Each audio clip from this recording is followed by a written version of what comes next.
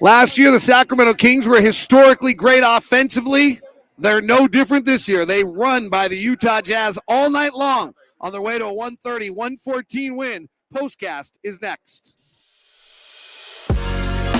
You are Locked On Jazz, your daily podcast on the Utah Jazz. Part of the Locked On Podcast Network, your team every day. David Locke along with Ron Boone as the Utah Jazz fall to the Sacramento Kings in the opener. 130-114. It was a year ago that the Utah Jazz stunned the Denver Nuggets on the home opener. Everyone hoped the same thing was going to happen tonight. Instead, I'd say this is a vote for continuity and togetherness. The Sacramento Kings last year had a historically great offense, the most efficient offense in the history of the NBA last year, and they didn't change a beat. Their starting lineup is the same as it was last year. Their first few guys off the bench are a lot with the addition of Vezenkov, and they just played with a purpose and a speed and a tenacity, and frankly, they just blew by the Jazz early, and the Jazz never recovered, and this one was never really in doubt. It was 29-21 by the second time out. The Jazz trailed by 8 at the end of one, by 14 at the half, by 16 at the end of three, and they lose it 130-114. And it definitely was the speed. I mean, these guys play fast. They get high percentage shots, and Sabonis just does his work, makes everyone better around him. The Jazz size didn't reward them with too much here tonight. I think last year the Jazz average height was like 6'7", 6'8", somewhere in there. And with that big front line the Jazz are putting in, wanted to play with tonight, just wasn't fast enough, I think, to defend the early offense of the Sacramento Kings. All right, let's zero in right on the defense because, frankly, at one point tonight, you and I looked at each other and like, the Kings are on pace to score 150 points. And we like to eat number 50 this year, but not if somebody else puts it up on the scoreboard with a 1 in front of it. So, and the Jazz, at least from our viewpoint, we'll have to go back and rewatch the film, talk to the coach staff. Seems as though they gave up a lot of wide open, like what I call zip code threes. Nobody else is in the zip code. What do you think was breaking down there? Well, it's the speed, the ball movement, and then the constant picks that are being set. The Jazz defense was getting caught to the point where the rotation was just out of sync, and they couldn't get out and defend and defend those 3-point shots, especially with Barnes in that first half.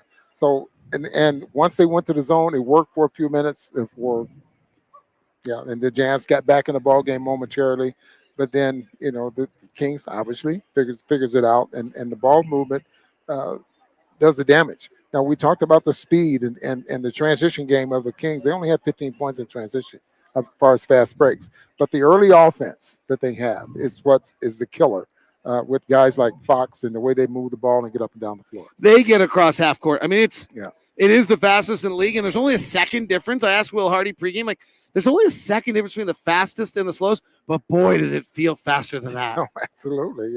Anytime, and I think we've talked about this quite a bit last year, pushing the ball and getting it over the timeline in a very quick manner.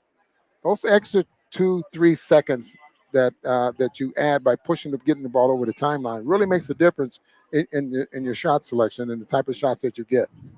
Mala is asking, why was Hardy playing so much zone? So the Jazz went to the zone early in the first quarter. It really worked for a while. They stayed in it for like 9-10 minutes, which one of the kind of ongoing questions in the NBA is how long can you stay in the zone before people figure it out?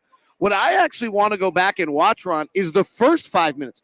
What did Will Hardy see in the first 5 minutes of the game that said, oh, we got to get in the zone now and we got to stay in it? Because whatever was happening before that fact was obviously so bad that he didn't want to go back to the man. Well, if I look at my notes here, David, that first half, they scored 17 points by the first time out. Yeah, and 5 for 11 from the 3-point line, and end up shooting a blistering 50%, if I'm correct. And the type of shots that they were getting, Will just wanted to try to put that fire out a little bit. And obviously Barnes was the one that was doing most of the damage. So you start to tinker rather, and with your defense, the Kings was just ready for it. I mean, this is a team that's going to so much offensive pressure. You got to have a pretty good defense in order to slow them down. Right, and until they cleared the bench, they played 13 minutes from Vezenkov, I think about 50. JaVale McGee for 13 minutes, and Chris Duarte, those are the only new guys on their entire roster. Like, their top 7 guys are all back and playing and knowing exactly what they want. And interesting note given just before the game by Scott Morrison of the Jazz staff, they play just as fast with Davion Mitchell as they do with De'Aaron Fox. So they never relent. And I do think they just kind of wore the Jazz down. And frankly, this game in the second half, I felt was like, I don't even know what to think about the second half, in the sense that the Kings were up and ahead and in control, and it just never felt like the Jazz were going to get back to it. Do you feel like, okay, they play fast, they push the ball up the floor, their secondary break is quick, they do a lot of things, but is it that fast? Is it that quick? Because once they get over the timeline, they do some crafty things. And again, Sabonis playing the middle of the floor so often, he just seems like he's in control of everything they do in the half court. Well, we talked about in the broadcast, the thing that changed in Sacramento last year, they used to be just completely dependent on De'Aaron Fox transition. Yeah. They were the second best half court offense in the NBA last year. So they play the most transition of anyone. But then when they don't play transition and they get into the half court, they're the second best team in the league. Like, that's really quite a combination. And it's why they were the best, most efficient offense in the history of the game. So to some extent, the fact that Jazz got torched by that team all returning doesn't bother me. If I actually have a concern tonight, it's that the Jazz couldn't score on a team that was 25th in the league defensively and didn't do anything that makes me think they're going to be any better defensively than they were. And really, if you get down to it, the Jazz couldn't score on the Clippers in the first half of either of their 2 preseason games either. My real concern is whether or not there's enough floor spacing and offensive firepower on this roster. Yeah, and hopefully they can regroup and make some things happen. We've watched practice, we've watched shoot-arounds. We know what the Jazz want to do. Now, the Sacramento Kings have a secondary break that they run, and they do it very well. But they have a center that sets picks in the middle, and they're not relying on him to score, when he's out there that far on the floor. We watched the Jazz try to emulate some teams or try to run that secondary break by whoever gets the ball off the boards, push the ball off the floor, make some things happen. I don't think they're doing that enough. Maybe to keep doing it enough in practice, it starts to get to the point where everyone knows exactly what to do, but they're just not doing that. We saw a lot of guys in that first half put the ball for trying to drive to the basket. The defense of the Kings with a collapse came up with quite a few turnovers in that first quarter. So one thing you said in one of the early preseason games this year was that you were concerned for Lauri, that you just thought it was going to be way more difficult for him. Will Hardy said the same thing today in the opening press conference, that Lauri's just it is just going to be hard this year. 6 of 15 tonight. What did you see on how hard it's going to be for Lauri Markkanen? Well, it's the type of shots that he's probably going to end up getting. I mean, and maybe they won't be those high percentage shots that he was getting so often last year. I do believe that eventually he figures it out. He's 7 foot. I mean, and I think sometimes you don't need to play as fast as he tries to play sometimes to get his shot off. 7 foot, you can shoot over the top of most defenders, step back shots or whatever. I think he'll figure it out. I just didn't think he was going to get off to that start that he got off to last year. Jordan ended up leading the Jazz with 24. Jazz got some baskets in the third quarter going to the rim. They scored 29 points. The only 4 3-point shots in that third quarter. They go 1 of 4. The Kings take 53s tonight. Now, that's obviously an awfully lot, but I don't think you can win a game in the NBA where your opponents take 23 more threes than you anymore. That's tough. And 53s, I just can't.